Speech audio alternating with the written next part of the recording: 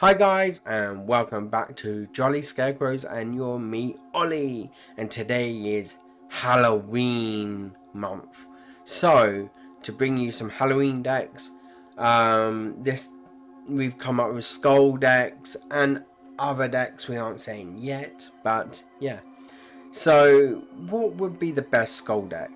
The best skull deck would be a King of Skull Servants deck. There's two variants we've made. This one is mostly based on the Skull Servant itself, or skulls. Now there's two cards in this deck what aren't skulls, and in the extra deck I think there's only one or two cards. I think there's only one card what isn't really a skull. But it had to happen. And you're seeing up the top is a gameplay, but if you want to see the full gameplay of this, it'll be uploaded straight after this video. So if you don't know anything about King of Skull Servants, it gains 1,000 attack for each Skull Servant in the graveyard. Anyway, shall we get into this video?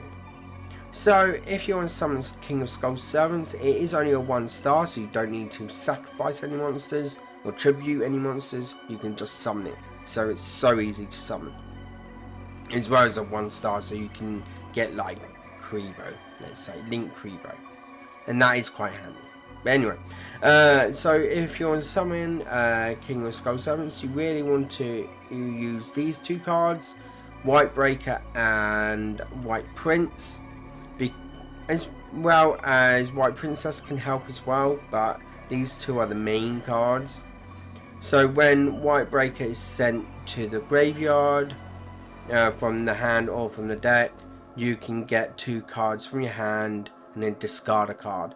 So normally I would use Foolish Burial to do that, to send that, and then you can get White Prince or Princess. But if you already have Princess in the hand, then I get King of Skull Servants.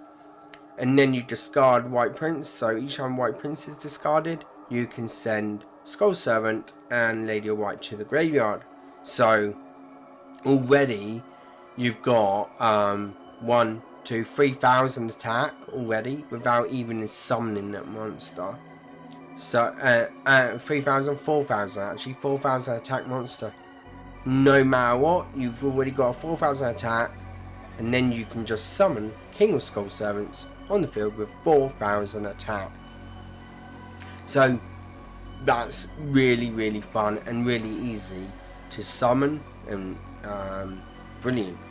But you want to protect King of Skull Servants because it's really strong and you want it on the field.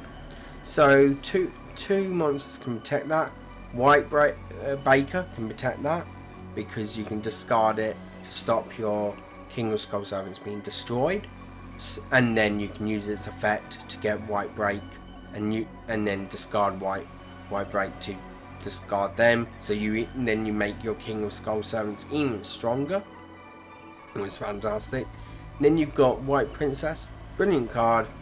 I normally use the effect in the hand, but you can use the effect of summoning it and then sending White Prince to the graveyard and using its effect.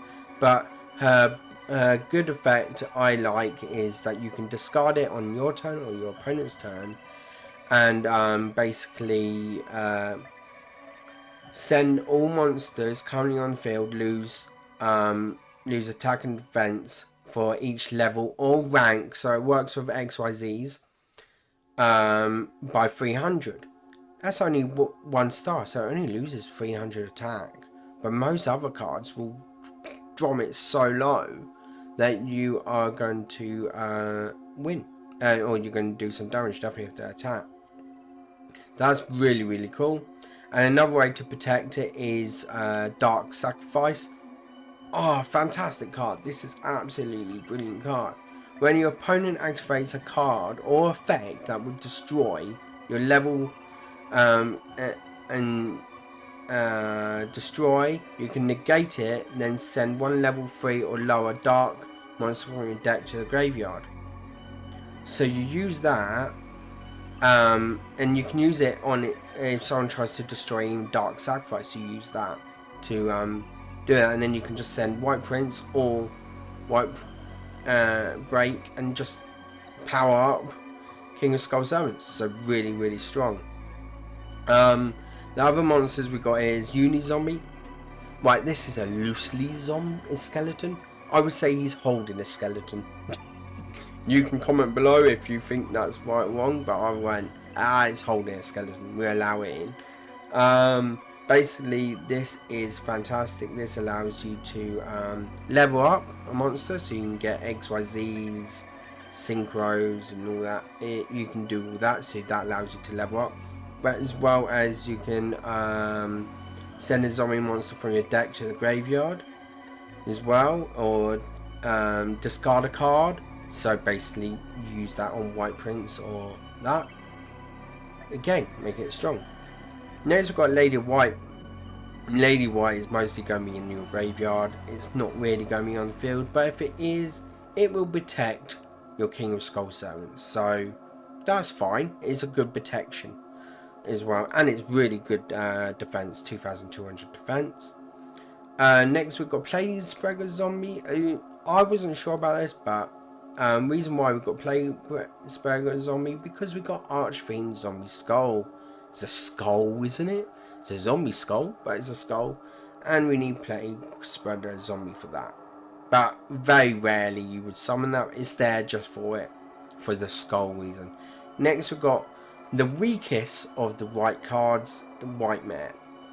It is really good for getting Lady of White onto the field from the graveyard, if you want to do that, or getting a banished card.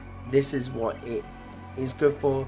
Get a banished card from your banished to your graveyard, so then you can power up Soul Zones. Got a lot of darkness. I covered. You draw 2 cards and you banish a card. So you draw 2 cards and then you banish. Don't worry about banishing. So if you got cards in the banished zone or outplay zone, you've got burial for a different dimension. You just basically move them into the graveyard. So that's fine with that. Got 1 for 1. This is good to bring King of Skull Servants, because sometimes all King of Skull Servants end up in the graveyard. Very rarely, but it can happen. So you got 1 for 1. Was quite good. We haven't got Monster Reborn. That's probably in the side deck. This is a card.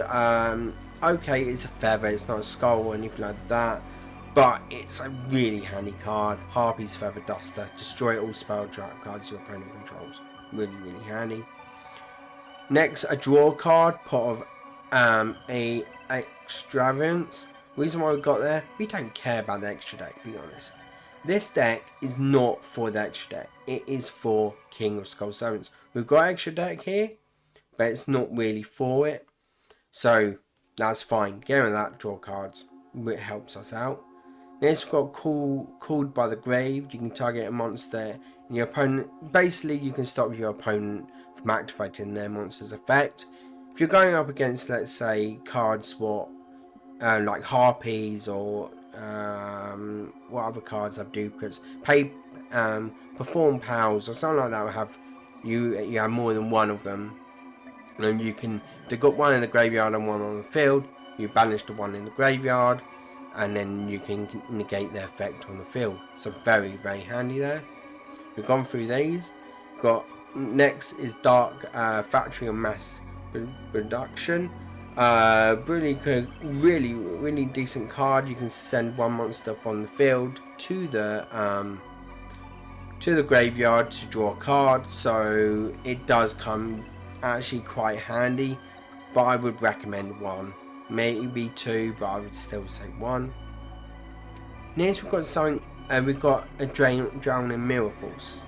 Not normal Mirror Force, because that's now, nobody wants normal Mirror Force no more. Reason why is because most people, most decks these days, you can grab your monsters from the graveyard and back on the field with ease. So I've gone with Drowning, so it sends them back into their deck, so it makes it a lot more harder for them to summon. So I added them. It comes in really handy, but not necessarily you need to use them. because Dark Sacrifice really does it. So that is the main deck. If you have any questions, please comment below. Like I said, you can download it. So shall we go into the quick extra deck? Well, it doesn't really matter, but we've got it in there anyway. So, what I've got in the side deck is Waking of Dragon. I can't show you here, but I've got Waking of Dragon. So if you, let's say you want to summon Black Skull Dragon or Dragon Necro, as these are skulls, if you want to summon these, or Skull Knight or Zombie Warrior, basically Waken the Dragon, if it gets destroyed, you can just summon these straight on the field. We've already talked about Archfiend. Next we've got Shadow Lynch, really nice card. It comes really handy.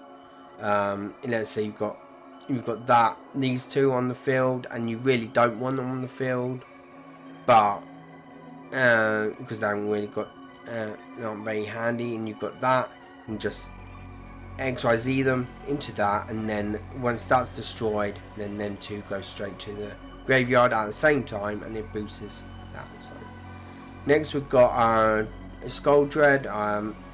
This does come in really handy because it gains attack, but very rarely you'll use this. Extremely rare, so there's no point. This comes in handy. I sometimes summon this straight away, so it's always in the field, so you can just keep summoning it, and it protects you. So yeah, it's a really handy. Link Rebo is really handy.